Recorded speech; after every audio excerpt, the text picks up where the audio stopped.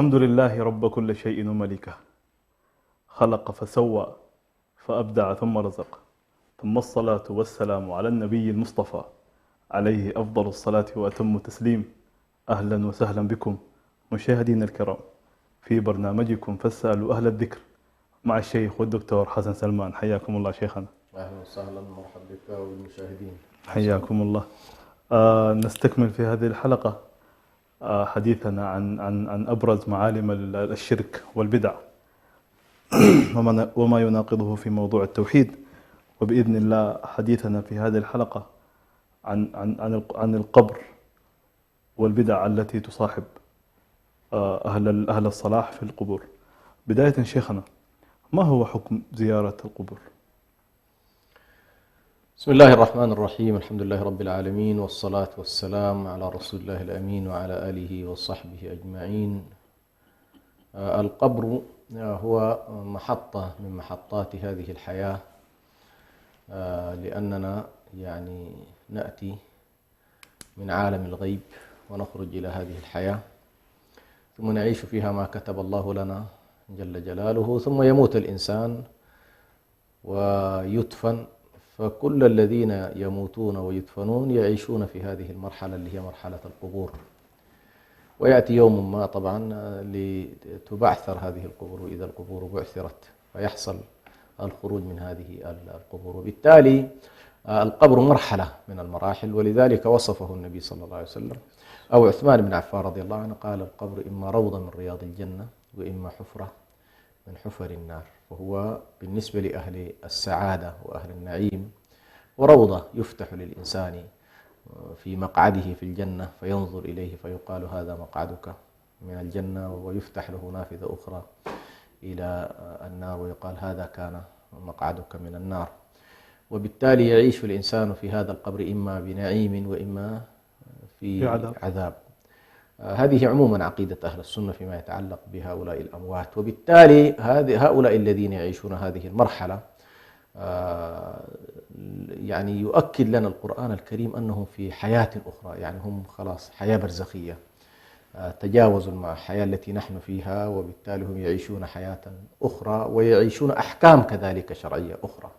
والله سبحانه وتعالى مثلا يؤكد بشكل غالب أن هؤلاء الأموات عند موتهم وعند انتقالهم إلى هذه الحياة فإنهم لا يسمعوننا ولا يستجيبون لدعائنا إذا دعوناهم. والله سبحانه وتعالى يؤكد على هذه المعاني بشكل كبير في كتاب الله سبحانه وتعالى، خاصة الذين يعتمدون على عقيدة نفع الأموات، وأنهم إذا استغاثوا بهم أو دعوهم أو نادوهم أو استعانوا بهم فإنهم ينفعون. فالقرآن الكريم على كل يؤكد أن هذا الأصل خلاف ذلك، الأصل خلاف ذلك، وأن حالات السماع محدودة، حالات السماع بعد الموت محدودة. مثلا عندما يأتي الملكان ويخبر النبي صلى الله عليه وسلم يسمع قرع نعال من يدفنونه، لكن بعد أن يأتي الملكان ويذهب الناس لا تثبت النصوص بعد ذلك القدرة على السماع بالنسبة لهؤلاء الأموات.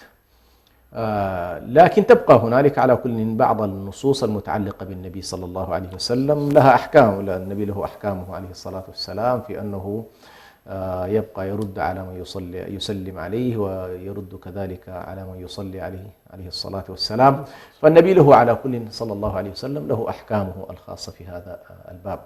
وبالتالي فيما يتعلق بموضوع القبور فإن المسألة متعلقة بدورنا نحن تجاه هذه القبور، ما الذي يشرع في حقنا، لأن الأموات خلاص خرجوا عن دائرة التكليف، نحن المكلفون بموضوع القبور. فموضوع الزيارة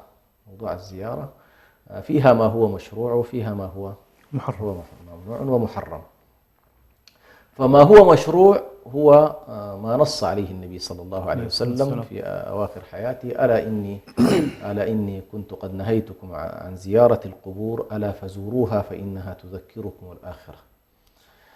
فالذهاب إلى القبور لأجل التذكر واستحضار معاني الموت واستحضار عظمة هذا الموت والتأمل والخروج عن الحال التي نحن فيها من الغفلة والسهو للذهاب إلى هذه المساحة من الأرض التي يكون فيها الأموات، ثم ربط هذه الأمور بالآخرة والتأمل فيها، فإن ذلك يجعل الإنسان في حالة تذكرة. إذن تذهب إلى القبور لتستفيد أنت، للتذكر بهذه الحالة. الأمر الثاني أيضا تذهب للقبور لتفيد، وهو أن تدعو لهم.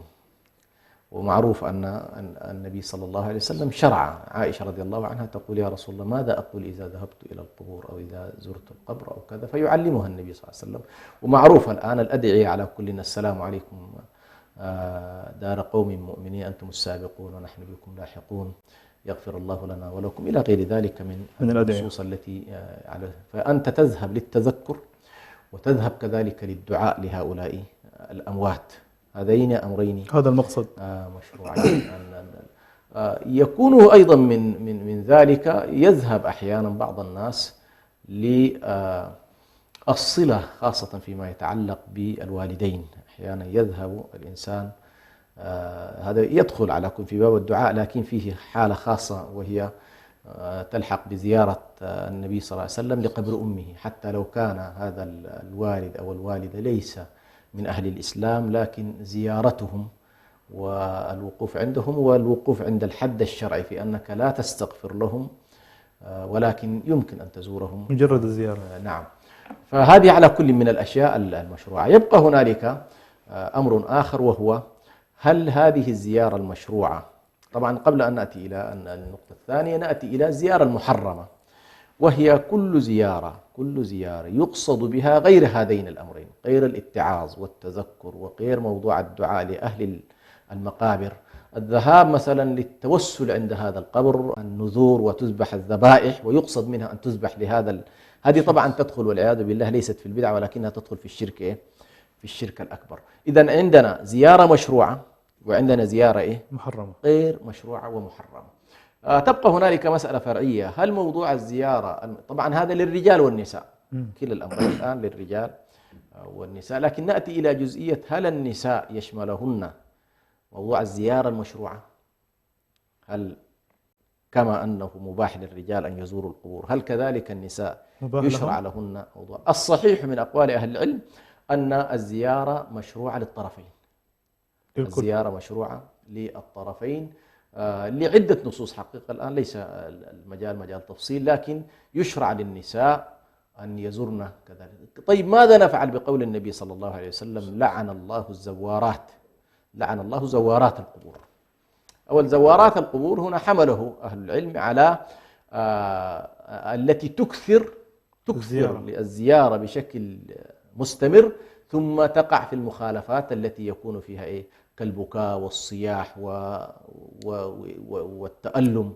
هذا النوع الذي يكون فيه إحياء لذكريات الآلام وإجراء المخالفات الشرعية، هذا يدخل في هذا الباب. ولكن باقي الأشياء المرأة محتاجة إلى التذكر، محتاجة إلى أن تستحضر عظمة الموت، محتاجة إلى أن تدعو كذلك. لعائشة رضي الله عنها مثلا زارت أحد إخوانها بعد موته، وإن كانت عائشة قالت بأنها لو أنها حضرت موته ما زارته، صحيح. لكن عموما النبي صلى الله عليه وسلم لما سألته عائشة رضي الله عنها ماذا، ما قال لها لا تزوري، بل علمها إذا زارت ماذا تقول. ووجد النبي صلى الله عليه وسلم تلك المرأة التي كانت تبكي على القبر على ولدها ولم ينهاها عليه الصلاة والسلام. وطبعا معروف أن النبي صلى الله عليه وسلم لا يؤخر البيان عن وقت الحاجة، فدل ذلك على أن عموم النصوص التي فيها النسخ للمنع: ألا إني نهيتكم ألا فزوروها فإنها تذكركم الآخرة، هذا يشمل على كل، لأن العلة واضحة، هو التذكير بالآخرة يحتاج إليه الرجال كما يحتاج إليه النساء. وبالتالي هذا هو الصحيح على كل من أقوال أهل العلم فيما يتعلق بزيارة النساء كذلك للقبور، بشرط أن لا يحدثن من البدع والمحدثات ما يؤدي إلى أن يقعن في الطرف الآخر، وهو لعن الله زوارات القبور، والله أعلم. بارك الله فيك شيخنا. شيخنا، على ماذا كان التغليظ من النبي صلى الله عليه وسلم في موضوع زيارة القبور؟ طبعا حتى نتصور لماذا أقلظ النبي صلى الله عليه وسلم لا بد أن ننظر في التاريخ البشري كيف كان يتعامل، أو من أين كانت يؤتى التوحيد، ومن أين كان يؤتى الشرك بالله سبحانه وتعالى، ومن أين كانت تأتي الشبه والذرائع عموما. لو بدأنا من نوح عليه السلام سنلاحظ بأن ارتباط وتعلق الناس بالأموات من الصالحين كان هذا جزء من موضوع الإشراك بالله، لا نقول كله، لكن كان جزء من الإشراك بالله سبحانه وتعالى. فقوم نوح عليه السلام لهم كان مجموعة من أهل العلم كما ذكر عبد الله بن عباس، لهم علماء ولهم دعاة ولهم كذا، فكانوا يتعلمون منهم في حياتهم، ثم لما ماتوا نصبوا لهم مواقع، وفي البداية كانوا يقولون نتذكرهم حتى لا ننساهم، وهذه تبدأ هكذا من باب الذكرى. باب الذكرى، ثم تحول بعد ذلك إلى ما ذكر في سورة نوح اللي هو ود وسواع ويغوث ونسر. هؤلاء الخمسة عبدوهم بعد ذلك من دون الله سبحانه وتعالى. فالشريعة تحرص دائما إذا حرمت شيء من الأشياء، حرمت عبادة غير الله سبحانه وتعالى، حرمت كذلك أن يدعى ما سوى الله سبحانه وتعالى، أو أن يتوكل على ما سوى الله، أو أن يستغاث بما سوى الله. إذا حرمت ذلك حرمت كذلك الوسائل المؤدية إليه وسدت الذرائع عموما، وخاصة فيما يتعلق بالتوحيد، فإن الشريعة كانت تحرص دوما أن تسد المنافذ كلها المؤدية إلى الإشراك بالله. طيب، أغلظ النبي صلى الله عليه وسلم في هذا الباب لأنه لاحظ بأن التاريخ البشري هكذا، وأن اليهود والنصارى تحديدا كانوا أيضا وقعوا في هذا الباب من باب أنهم غلوا في أنبيائهم وفي صالحيهم. فكان الواحد منهم إذا مات نبي أو مات صالح من الصالحين يبنون عليه مسجدا، ولذلك النبي صلى الله عليه وسلم قال لعن الله اليهود والنصارى اتخذوا قبور أنبيائهم وصالحيهم مساجد.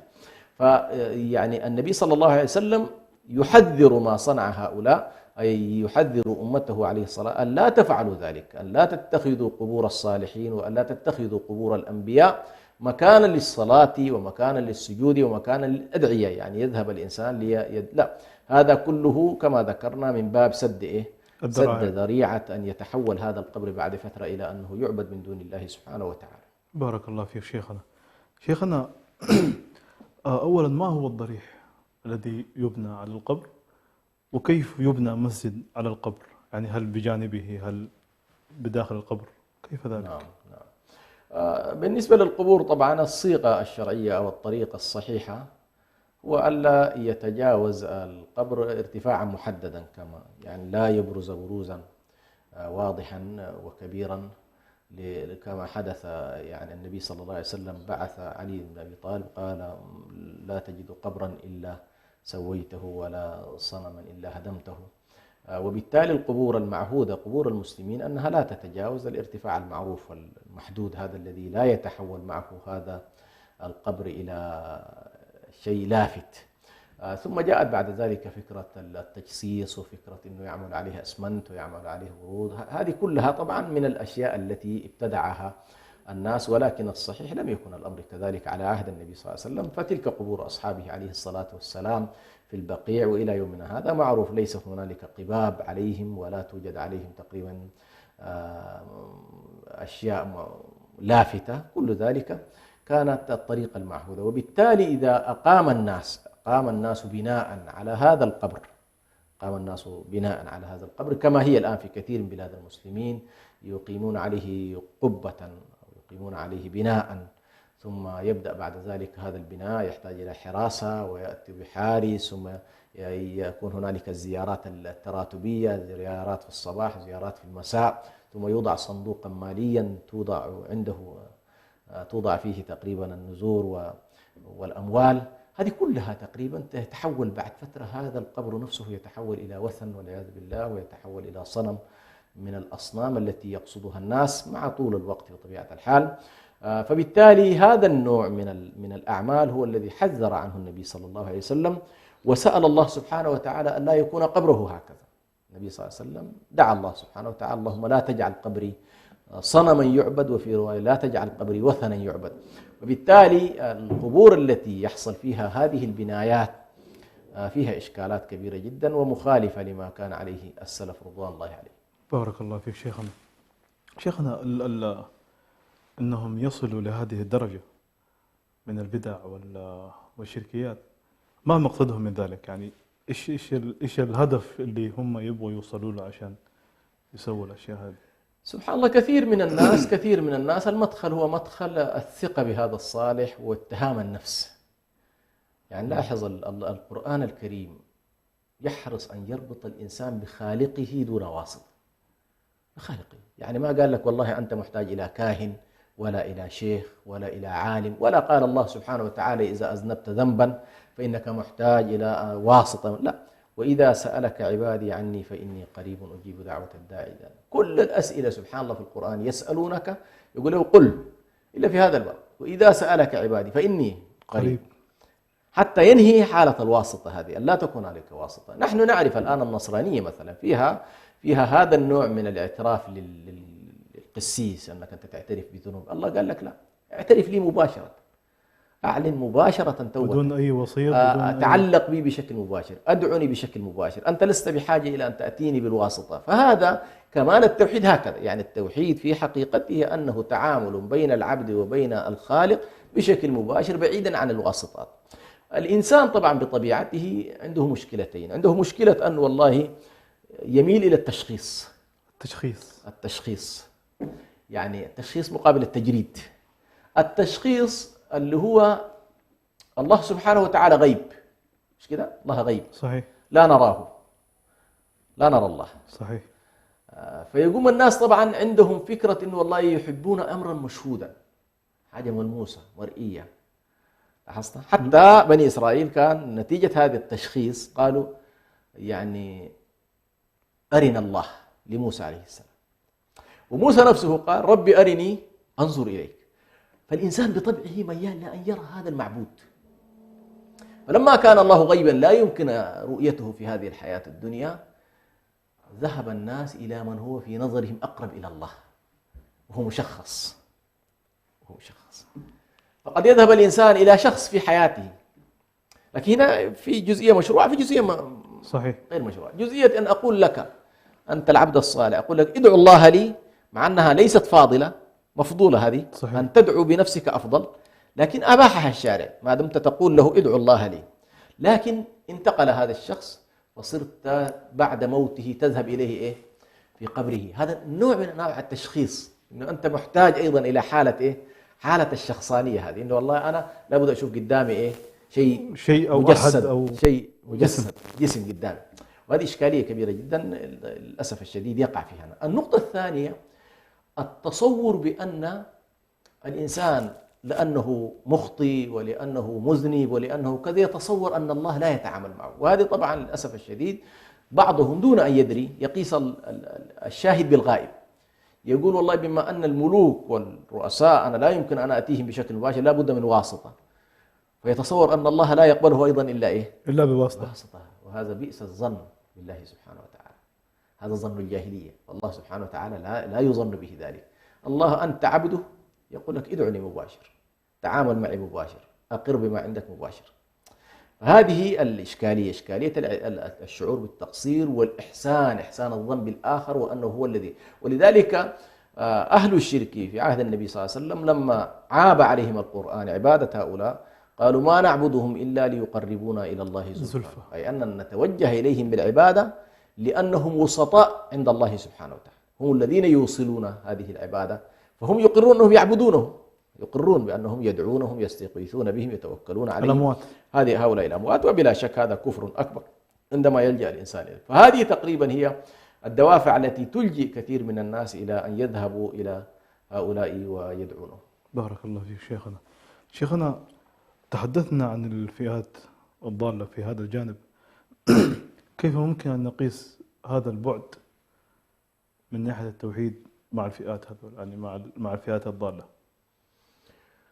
وإذا عرف الإنسان حقيقة الشرك وعرف حقيقة التوحيد فإنه يكون حريص جدا سد منافذ كل ما يؤدي إلى الشرك بالله سبحانه وتعالى. فعندما تجد القرآن الكريم يشن حربا شعواء على الشرك بالله سبحانه وتعالى ويقيم أمره كله على التوحيد، ويقول الله سبحانه وتعالى: فمن يكفر بالطاغوت ويؤمن بالله، وحتى لا إله إلا الله مقتضاها أنك تكفر بكل ما سوى الله سبحانه وتعالى وتنفي العبودية، تنفي الألوهية عما سوى الله سبحانه وتعالى، وتعترف بالله الواحد الأحد الفرد الصمد الذي لم يلد ولم يولد ولم يكن له كفوا أحد، وتتوجه له بالطاعة، تتوجه له بالإرادة، تتوجه له بالدعاء، تتوجه له بالقصد. فهذه كلها أشياء معروفة، وبالتالي تجتنب شرك الدعاء وتجتنب شرك المحبة وتجتنب شرك القصد وتجتنب شرك الطاعة.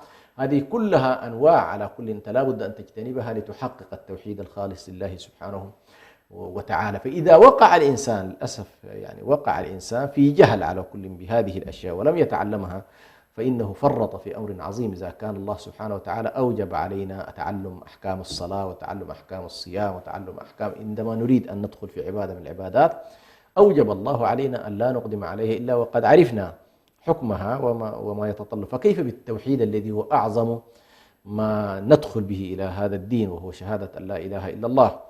فلا بد أن نعرف شروطها ونعرف نواقضها ونعرف كذلك واجباتها ونعرف مستحباتها، كل ذلك من مقتضيات هذا التوحيد. وبالتالي التنبيه حقيقة يا خطر الشرك بالله سبحانه وتعالى، وكذلك التعلم على فضل هذا التوحيد الذي هو حق الله على العباد، فإن ذلك من أعظم ما يجب الالتفات إليه، والخروج عن ذلك أو التقصير فيه للأسف الشديد يعتبر أكثر من التفريط في أحكام الصلاة وأحكام الزكاة. بارك الله فيك شيخنا.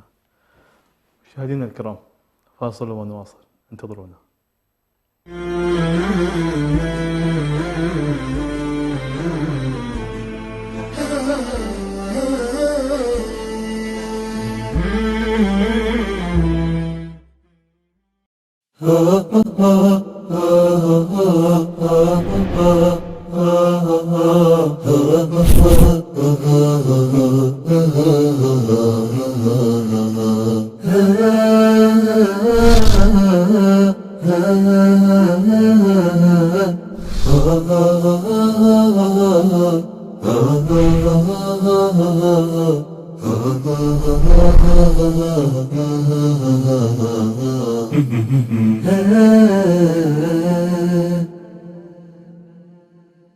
أعزائنا المشاهدين، يمكنكم الآن متابعة بث قناة سلام الفضائية عبر قمر سهيل سات على الترددات التالية: اسم القناة سلام تي في، القمر سهيل سات 2، التردد 11310 في، معدل الترميز 30000.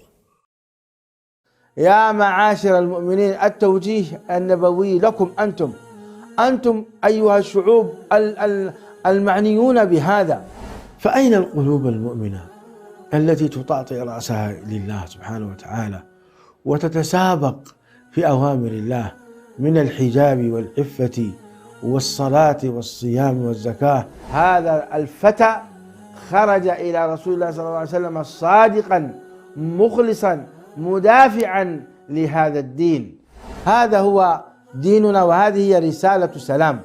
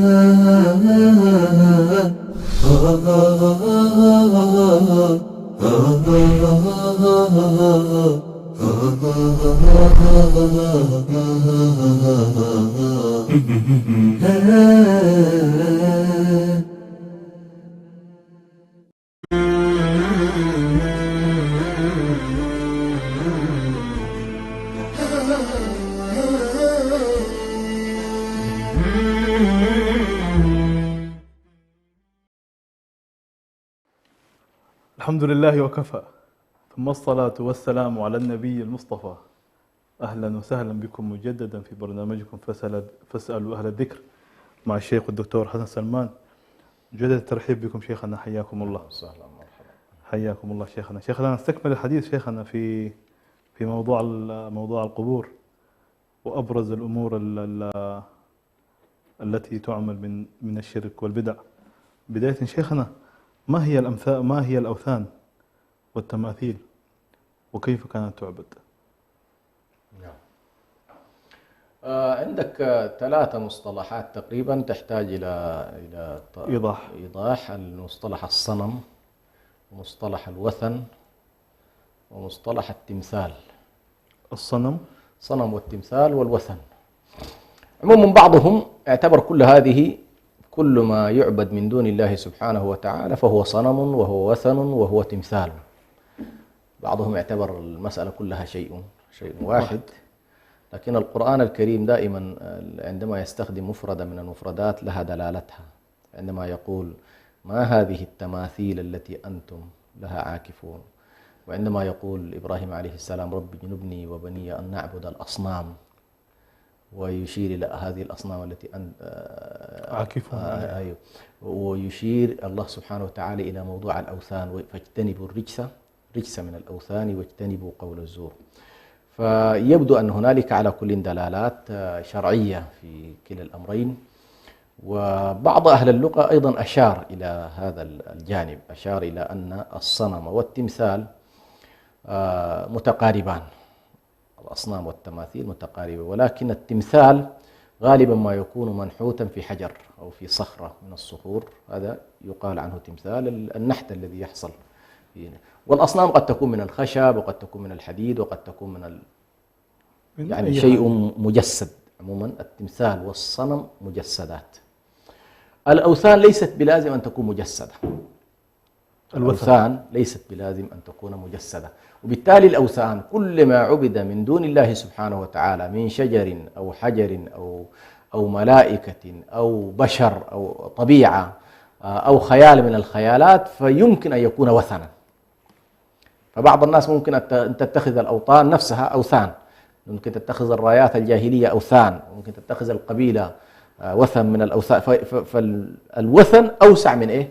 أوسع. ليس بلازم أن يكون هنالك شيء مجرد، ولكن يمكن أيضا أن يكون من الأوثان ما هو إيه؟ ما هو مجسد. مثل قول النبي صلى الله عليه وسلم اللهم لا تجعل قبري وثنا مثلا. هنا إنه صحيح. القبر يمكن أن يكون وثنا، لكن الوثن أوسع عموما في تعريفه. فهذه أول بالنسبة لموضوع الأوثان. كيف كان ما الذي كان يحصل؟ الذي كان يحصل أن القبائل العربية تحديدا كل قبيلة من القبائل تتصور شيئا ما، تتصور إما عبدا صالح من عباد الله كان صالحا في فترة من الفترات، أو كانت له أعمال طيبة مثل اللات مثلا، اللات والعزى ومناه، هذه كانت الآلهة على كل من الآلهة. ومنهم من كان يتصور بأن والله هنالك جن مثلا يكون موجود، أو هنالك كاهن من الكهنة يمكن أن يكون موجود. فيبدأ الناس في الخوف والرجاء في هذه الأشياء، سواء كانت أحياء أو كانوا إيه؟ كانوا أموات. فهذه كانت على كل تأتي هذه المجموعات إلى مكان القبر أو إلى مكان الصنم أو إلى مكان الوثن، ويجعل فيه نوع من الهيبة، يجعل هنالك حراسات، ويجعل هنالك من يقوم على هذا القبر ورعايته والاهتمام به وأخذ الأموال التي توضع في هذا المكان ويحتفظ بها على كل. وهنالك من يستفيد بطبيعة الحال من وراء هذه الأوثان. فالمستفيد في نهاية المطاف في حقيقة الأمر هو الأحياء، يعني الذي يستفيد من القبر ليس الميت، هو الذي سيستفيد، هو الحي الذي يحرسه، والطاغوت الذي في نهاية المطاف يرتبط به، فهو الذي يأخذ الأموال. وتجد عوائل أحيانا كاملة ترتبط بهذا النوع من باعتبار أنه والله جدنا فلان وهذا قبر الجد فلان، وتبدأ على كل الناس فكان على كل هذا النوع من كل قبيلة من القبائل تلتف حول صنم من الأصنام، حول وثن من الأوثان، حول تمثال من التماثيل، وتعتبره إله من دون الله سبحانه وتعالى، أو تتوصل من خلاله، من خلال التجسيد الذي ذكرناه. فكرة التجسيد إنه والله صحيح هذا حجر، ولكن متجسد فيه مثلا الذات الإلهية والعياذ بالله، أو متجسد فيه ملك من الملائكة، أو متجسد فيه ابن الله، أو متجسد فيه أو بنات الله، لأن الله سبحانه وتعالى عاب عليهم ألكم الذكر وله الأنثى، أنه كان دائما يقول الملائكة بنات الله،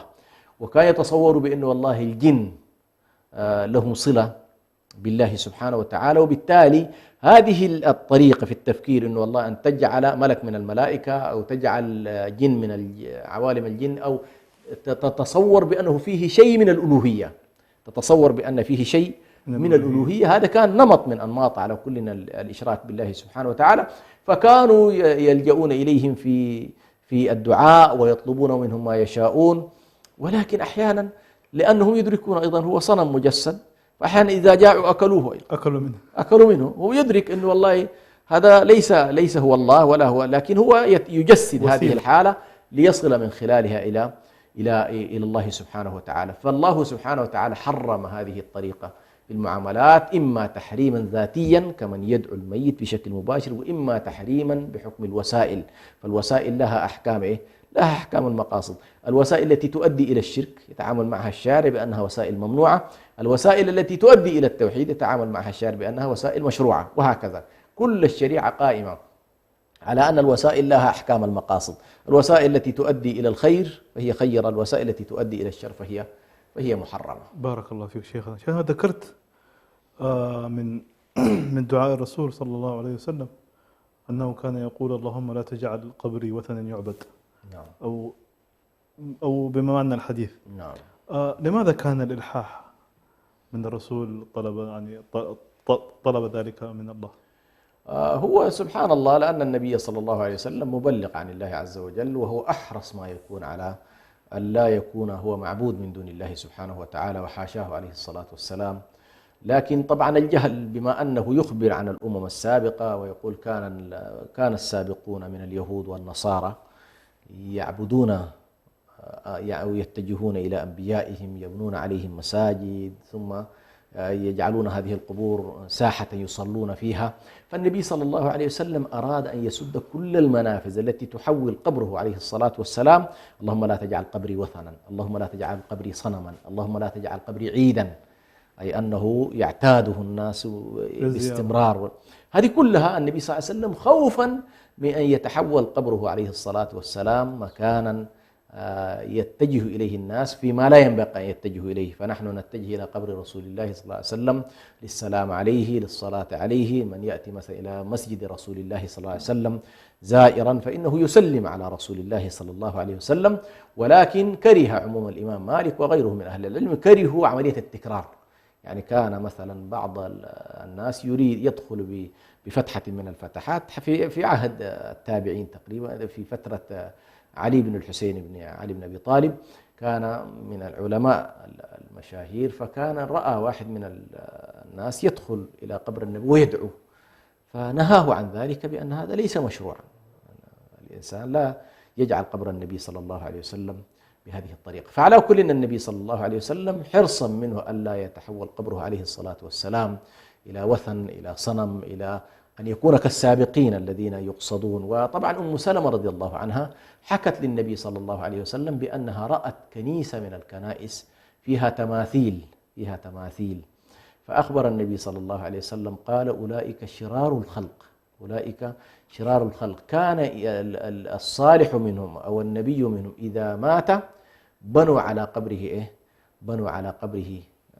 مكانا للمصلى أو مكانا للتعبد، ثم علقوا التصاوير، فتبدأ بعد هذه الإشكالية. سبحان الله، إشكالية التجسيد. يعني كثير من الناس للأسف الشديد ربما لا يتصور لماذا مثلا حرصت الشريعة عن النهي عن صور العباد، والنهي عن صور العلماء، والنهي عن صور من يظن بهم أنه ممكن يتعلق الناس بهم. كل ذلك لأن البشرية بطبيعتها في قضية التعلق الديني هي تميل إلى الصلاح.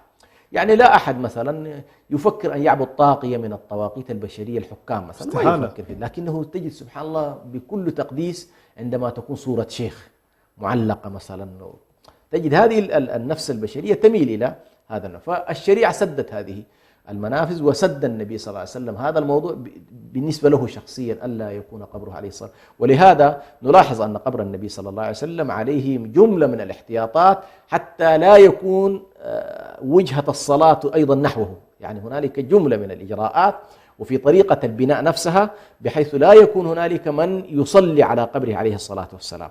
هذه الطريقة الآن تقريبا يبدو لا زالت موجودة، وكان السلف رضي الله عليهم يحرصون على هذا الموضوع. وبالتالي النبي صلى الله عليه وسلم يريد من قبره عليه الصلاة أن لا يكون مكانا لعبادة لما لا يشرع بالنسبة للنبي عليه الصلاة والسلام. بارك الله فيك شيخنا. يعني الجزئية الأخيرة يعني بديت أفكر فيها، إنه إذا كان الرسول يعني تصح له أو له أمور وتشريعات خاصة به، فكيف بصاحبيه وما يعني بجانبيه في القبر، من ناحية أنهم بداخل المسجد يعتبروا أو في زاوية المسجد، والصلوات تقام وزيارات، والناس يعني يقصدونهم من كل دول العالم. كيف المخرج من ذلك؟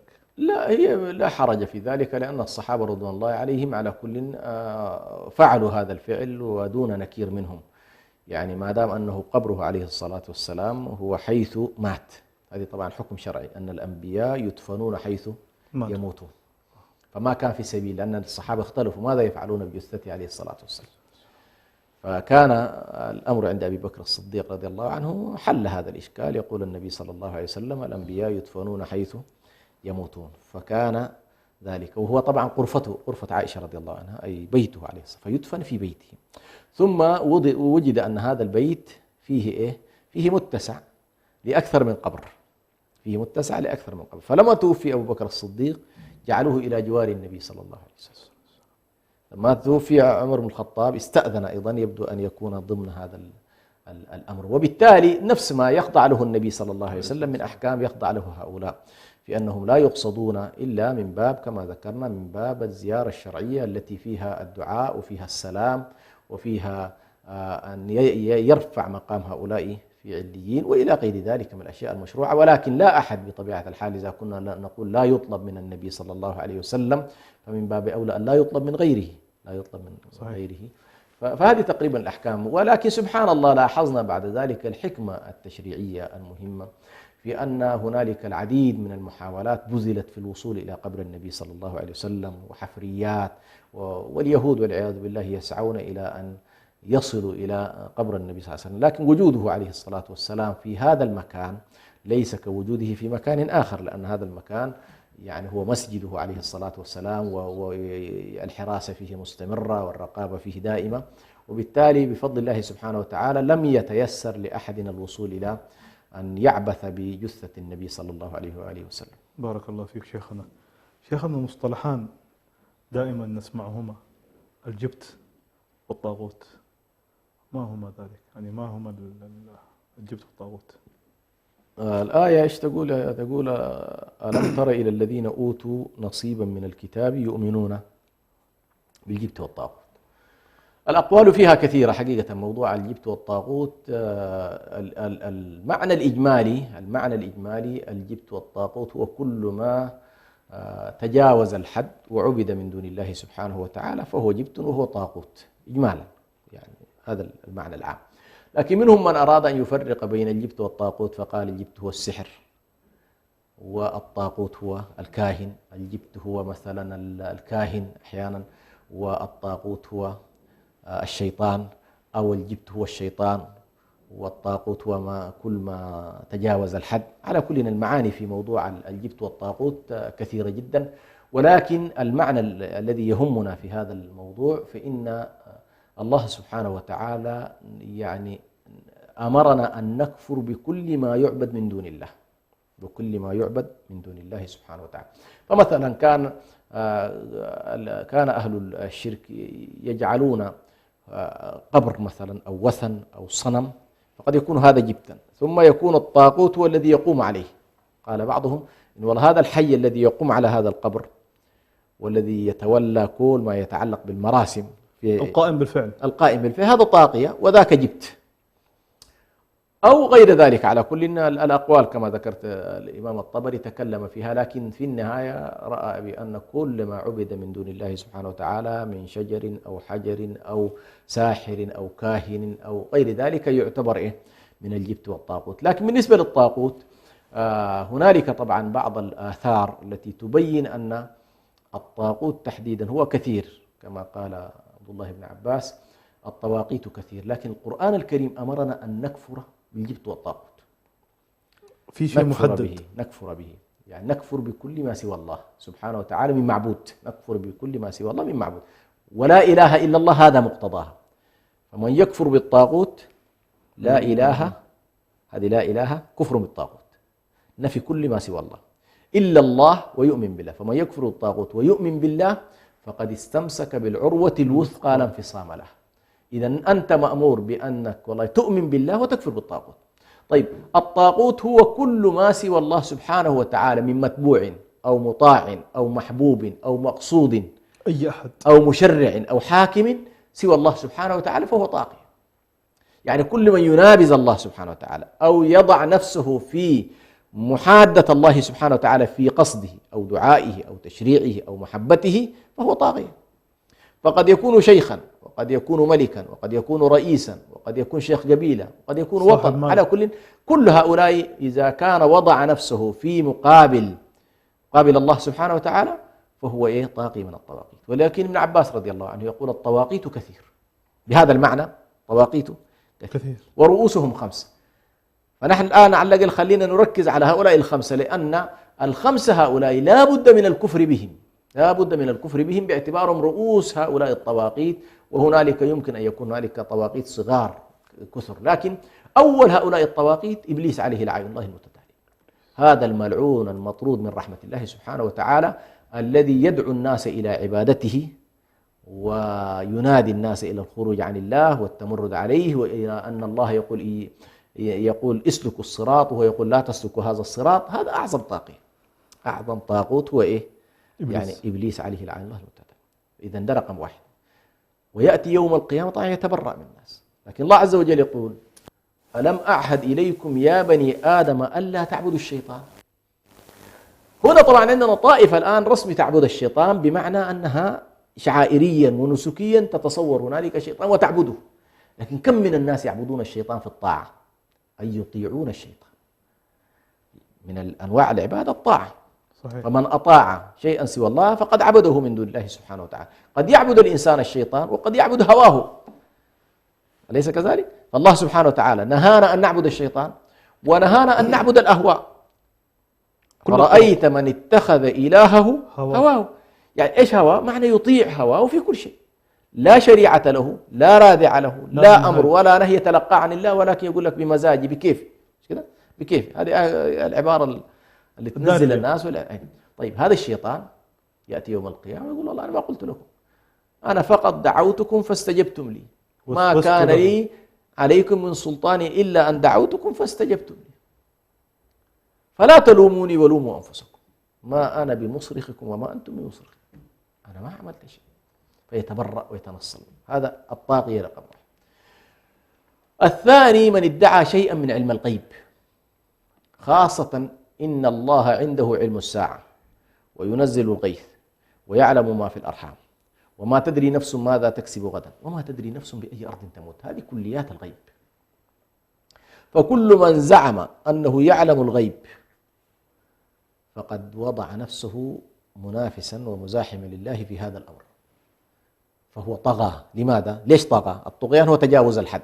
نقول والله أنت عبد مخلوق، والله سبحانه وتعالى حجب الغيب عن الناس. طبعا هنا مسألة مهمة جدا، كل ما يمكن الوصول إليه بمقدمات ليس غيبا.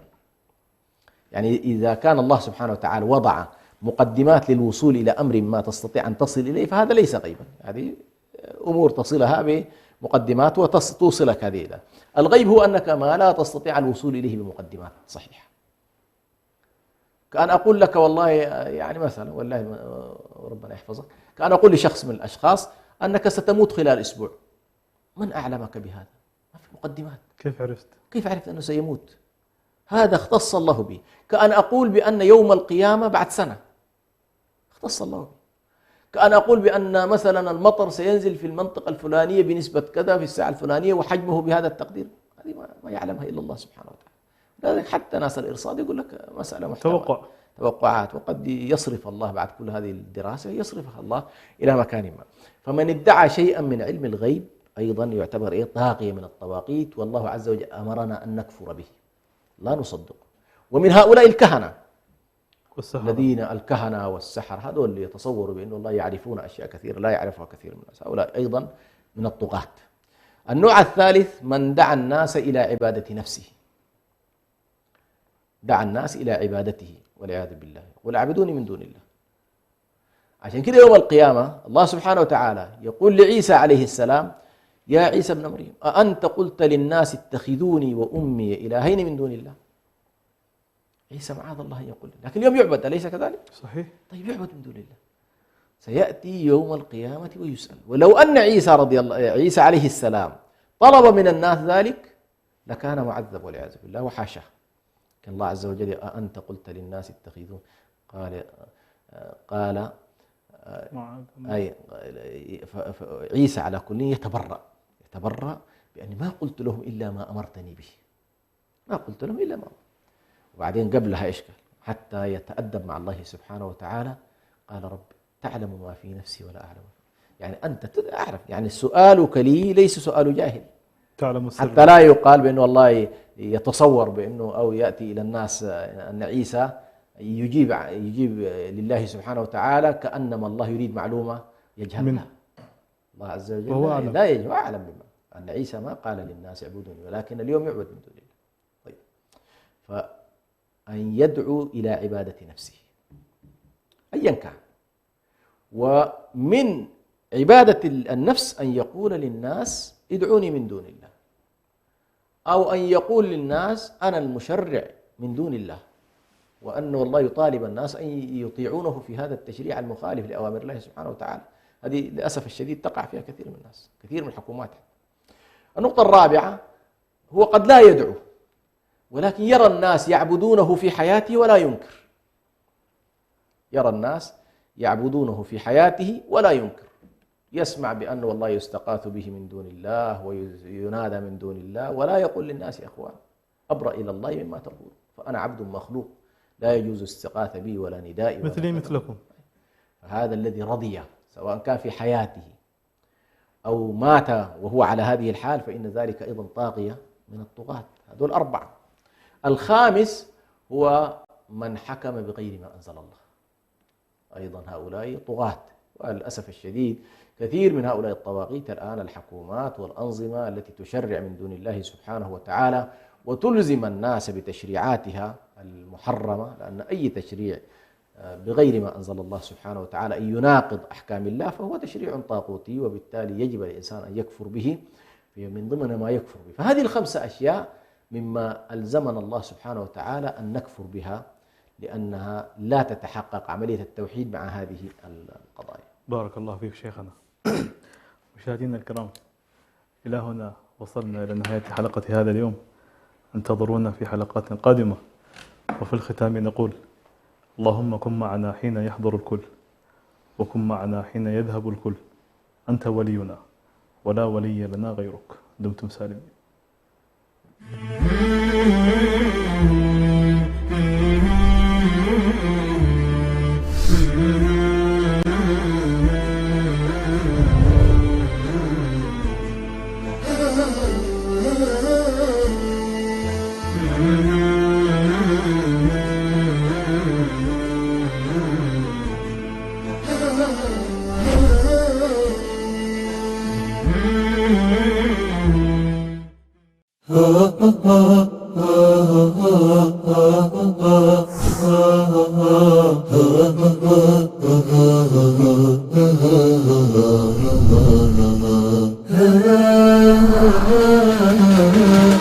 Ah